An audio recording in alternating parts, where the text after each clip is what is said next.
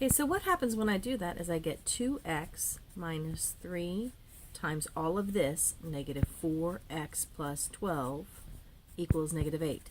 Notice that I put it in parentheses because it's negative 3 times all of y, so I have to make sure I get all of that multiplied by negative 3. So 2x plus 12x minus 36, this is distributive property, equals negative 8. 14x, and I'm going to add 36 to both sides, and that gives me 28. Divide both sides by 14, and x is 2. Now I can go back and plug in, and it's very convenient to do it right here because I already have this with y alone. X is 2 to find out what y is when x is 2. And y is negative 8 plus 12, which is 4.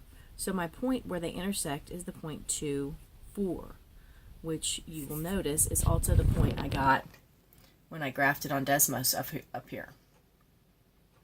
Okay, and that's something to keep in mind, is that every time you use a different method to solve a system of equations, any of these methods, you should come up with the exact same solution. If you didn't, something went wrong. So these different methods can be used to check your work when you're doing it another way that maybe you're not as comfortable. All right, so let's look at elimination. Elimination is where I add the two equations together top to bottom and manage to eliminate one of the variables by doing that. If I added these two together right now, I wouldn't eliminate anything because 2 plus 4 is 6 and negative 3 plus 1 is negative 2. So in order to manage to get elimination going here, I have to make it to where the coefficients of either x or y are opposite numbers. I'm going to go with y.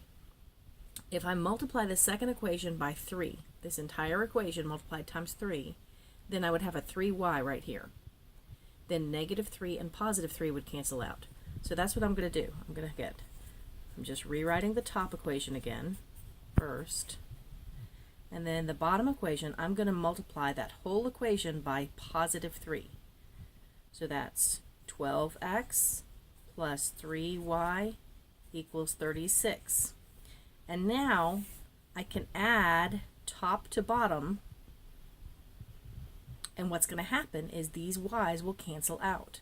So this is 14x equals 28. Notice that the same thing happened that happened over here. It won't always look exactly the same. It depends on which variable you chose to solve for up here and which variable you chose to eliminate down here. But this one, I ended up getting the same thing first, which is that x equals 2. If you do this step, check yourself here, because if you add them and y doesn't eliminate, you know that you have incorrectly identified what you need to multiply the equation by. So make sure that negative 3 plus 3, that does equal 0 y's. Okay, so if x has to equal 2, or does equal 2, now I can go back in either equation and plug in x is 2. I'll just stick with the first one to find out what y equals when x equals 2.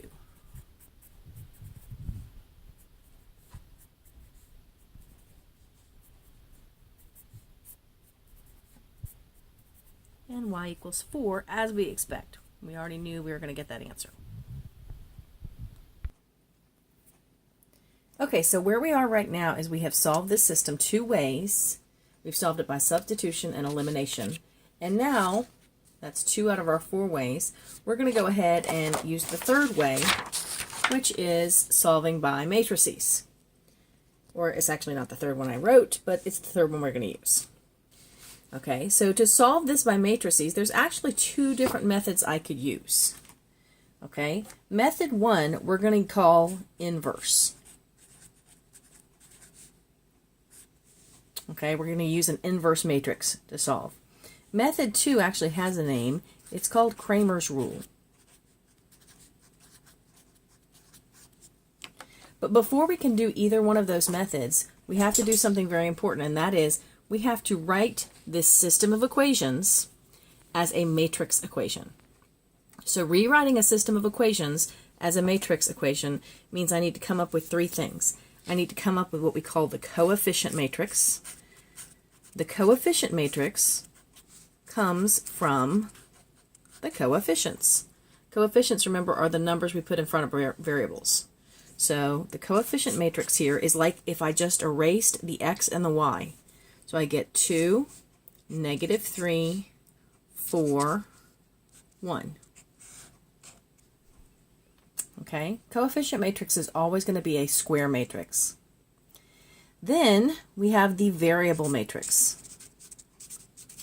The variable matrix is just a vertical matrix with whatever variables I have going top to bottom. So this is x, y. And finally we have what we call the constant matrix. And the constant matrix is again the constants I have going top to bottom. It's the other side of the equation. So -8, 12. So this is the first thing, is making sure I understand that this, written as a matrix equation, looks like this.